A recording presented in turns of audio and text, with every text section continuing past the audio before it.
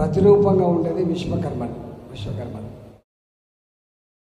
కాబట్టి ఇప్పుడు నేను 22 సంవత్సరాలుగా సన్నబియ్యం స్కీమ్ తెచ్చినని, కరోనాలో సర్వీస్ చేసినని, ఆత్మగౌరవ భవనాలకు జాగిప్పించినని, ఇవన్నీ చెప్పుకోవడం ఇప్పుడు బాగుండదు. మిమ్మల్ని నిండు మనసుతో ఆశీర్వదించమని చెప్పుకోరుతున్నాను. నేను ఈ మల్కాజ్గిరి నియోజకవర్గాన్ని, పార్లమెంట్ నియోజకవర్గాన్ని మోడీ గారి అండదండలతో ఒక గొప్ప నియోజకవర్గంగా రూపుదిద్దడంలో నా శ్రమ ఉంటుందని హామీ ఇస్తున్నాను. మూడవది, నాకు 2 విద్యలు వస్తాయి.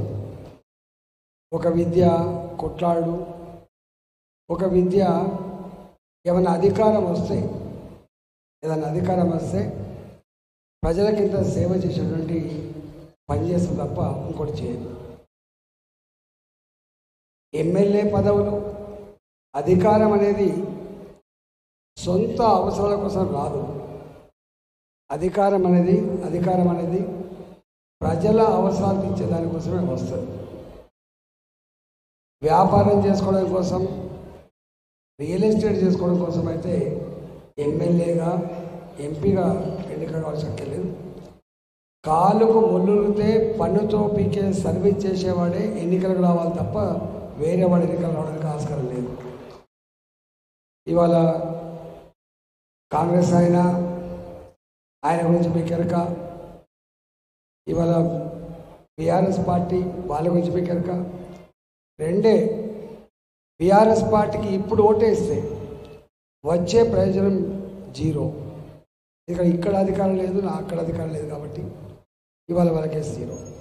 రెండవది, 40 సీట్లున్న కాంగ్రెస్ పార్టీ అది ఏళ్ళ చేయట్లేదు. ఇప్పుడున్న పరిస్థితి చెప్తున్నా. అట్లానే భారతీయ జనతా పార్టీ కూడా 2 సీట్లు ఉండే ఒకప్పుడు. 40 సీట్లున్న ఇలా కాంగ్రెస్ పార్టీ దేశవ్యాప్తంగా సర్వేలు చూస్తూ ఉంటే 30 వస్తాయా, 35 వస్తాయా, 40 వస్తా, 40 వస్తా తెలియదు. అంటే ఈ దేశంలో కాంగ్రెస్ పార్టీ అధికారంకి వచ్చేది కలుసుకు మేరలో కూడా లేదు. అధికారంకి వచ్చే పార్టీ భారతీయ జనతా పార్టీ. ప్రధానమంత్రి మళ్ళీ 3వసారి అయ్యేది నరేంద్ర మోడీ గారే. కాబట్టి ఇవాళ వీళ్ళు అప్పుడప్పుడు చెప్తారు కదా, అధికారం ఉన్న పార్టీకి ఓటేస్తే లాభం తప్ప అధికారం లేని పార్టీకి ఓటేస్తే అది వాల్యూ లేదు. కాబట్టి ఇవాళ ఢిల్లీలో ఉండేది మోడీ గారు, మల్కాజ్గిరిలో ఉండేది నన్ను పెట్టుకుంటే తప్పకుండా ఇలా ఐటీ హబ్ కావచ్చు, ఇండస్ట్రీస్ కావచ్చు, లేదా ఇన్ఫ్రాస్ట్రక్చర్ డెవలప్మెంట్ కావచ్చు, ప్రజలకి అన్ని రకాల సౌకర్యాలు కల్పించడానికి నేను మీకు అండగా ఉంటా అని చెప్పి హామీ ఇస్తూ కాలేజీతో ఫోన్ చేస్తున్నా.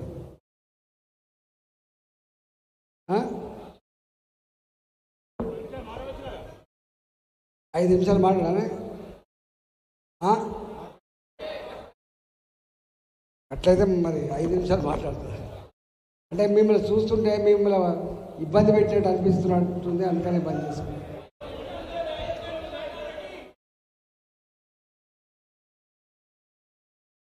అన్న, రేవంత్ రెడ్డికి మొన్ననే ఓట్లేసి గెలిపించింది. మా అన్న కూడా సపోర్ట్ చేసినాడు. ఎన్ని హామీలు ఇచ్చిండే. నేను ఆర్థిక మంత్రి, మీకు తెలుసు. ఒకసారి గిట్లే 2018 ఎన్నికల ముందు కాంగ్రెస్ పార్టీ 2 లక్షల రూపాయలు రుణమాఫీ చేస్తా అంటుంది, మరి నువ్వు ఆర్థిక మంత్రి కదా అని చెప్పి అడిగాడు. తనది కాకపోతే ఢిల్లీ దాకా దిగమన్నట్టు ఇచ్చిండు.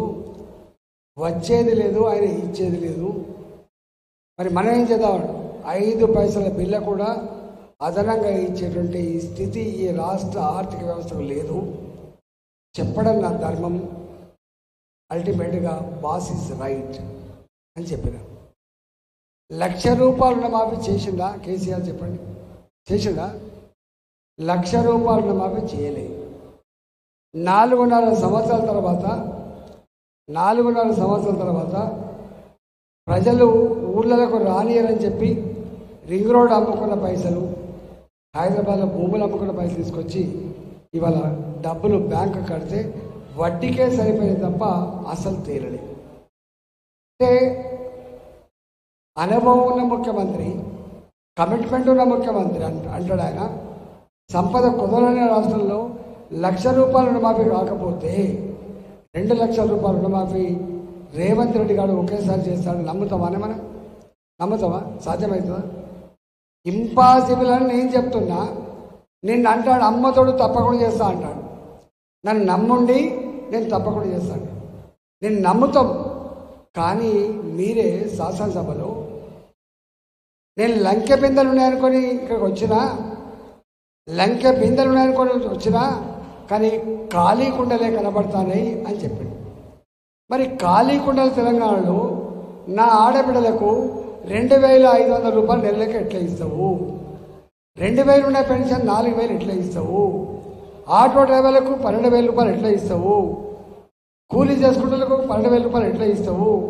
రైతులకు 500 రూపాయల బోనస్ ఎట్లా ఇస్తావు పంటకు, క్వింటాల్కి?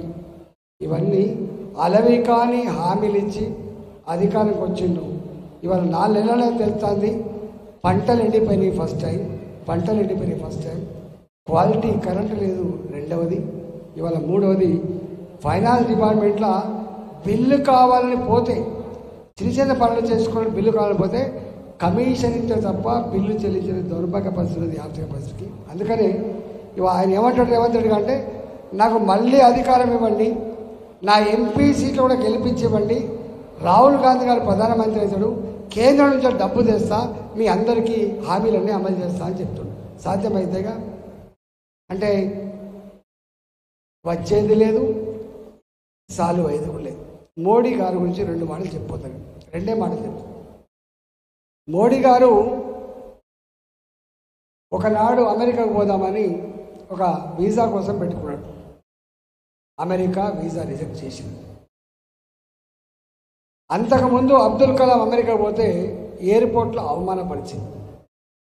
కానీ ఆ అమెరికా ఇవాళ మోడీ గారు అమెరికాకు పోతే రెడ్ కార్పెట్తో స్వాగతం పలికి వాళ్ళ పార్లమెంట్లో మాట్లాడుతున్నప్పుడు సెనేటర్లందరూ కూడా లేచి సప్పట్లు కొట్టి, ఇక్కడ జై మోడీ కాదు, అమెరికన్ సెనేటర్లు జై మోడీ అన్నటువంటి చరిత్రకు ఎదిగింది ఈ దేశం. అవునా కాదని చెప్పండి. ఎందుకు ఓటేయాలి మోడీ గారికి అని చెప్తున్నాను నేను. రెండవది, మొన్న రష్యా ఉక్రెయిన్ యుద్ధం జరిగింది. మన పిల్లలు అక్కడ చదువుకొని పోతారు. ప్రపంచంలో ఎక్కడ కూడా యుద్ధాలు మొదలైన తర్వాత ఈ పిల్లల కోసం, ఒక ఇష్యూ కోసం యుద్ధాన్ని ఆపేసిన చరిత్ర ఎప్పుడు లేదు. కానీ అక్కడ చదువుకునే పిల్లలు వాళ్ళ అమ్మ నాన్నకు మిసైల్ పెట్టారు. మా కళ్ళ ముందే మిసైల్ పేలుతూ ఉన్నాయి, మా కళ్ళ ముందు ట్యాంకులు పోతున్నాయంటే ఇరు దేశాల అధ్యక్షులతో మాట్లాడి యుద్ధాన్ని ఆపించి మన గాలి మోడోలకి మన జెండా కట్టి మన మంత్రులని ఫ్లైట్లలో కూర్చోబెట్టి ఆ పిల్లల్ని అమ్మా నాన్నకు అప్పచెప్పే చరిత్ర మోడీ గారిది. ఈ చరిత్ర ఎప్పుడన్నా ఉందా? మూడవది, ఇవాళ జమ్మూ అండ్ కాశ్మీర్ ప్రతినిత్యం సామాన్య పౌరులు కావచ్చు, మన సైనికులు కావచ్చు చచ్చిపోయారు ఎవ్రీడే. మన ఒక డాక్టర్ చెప్తున్నాడు, శ్రీనగర్ హాస్పిటల్లో బుల్లెట్ల గాయాలతో, బాంబు పేలులలో చేతులు కోల్పోయి, కాలు కోల్పోయి, రక్తం మడుగులలో గిలగిల కొట్టుకొని వచ్చేటువంటి వాళ్ళ సంఖ్య మోడీ గారు వచ్చేదంతా తగ్గిపోయింది అన్నాడు ఆయన. ఏదైనా స్పెషల్ ప్రొవిజన్ పెడితే ఓ 10 ఏళ్ళకో 20 ఏళ్ళకో పెడతారు. కానీ 370 ఆర్టికల్ పెట్టి 70 సంవత్సరాలు గడిచినా కూడా దానిని తీసేసే ప్రయత్నం ఎవరు చేయలే. ఇవాళ మోడీ గారు ఒకటే అన్నాడు, నా దేశం జమ్మూ అండ్ కాశ్మీర్ నుంచి మొదలు పెడితే కన్యాకుమారి వరకు ఒకటే చట్టం, ఒకటే దేశం అని చెప్పిన మోడీ గారు 370 రద్దు చేసి ఇవాళ అక్కడ ఒక స్విట్జర్లాండ్ లాంటి ఇవాళ గొప్ప ప్రాంతంగా అభివృద్ధి చేసే ప్రయత్నం చేస్తున్నాడు నరేంద్ర మోడీ గారు. ఇవాళ అక్కడ బాంబు పేలుళ్ళు లేవు, టెర్రరిస్టు అటాకులు లేవు, చనిపోయిన సైనికులు లేరు. ఇవాళ ఇంతెందుకు మీ మన హైదరాబాద్లో మీ పక్కకి సాయిబాబా గుడి, దిల్సుఖ్ నగర్, గోకుల్ చాటు, లుంబిని పార్కు బాంబులు పేలితే చనిపోయిన వాళ్ళు ఎవరు? చనిపోయిన వాళ్ళు అమాయక ప్రజలు చనిపోయిన మన కళ్ళారా చూసినాం. మోడీ గారు వచ్చిన తర్వాత ఎక్కడన్నా ఇవాళ పేలుళ్ళు ఉన్నాయా, సావులు ఉన్నాయా చెప్పండి?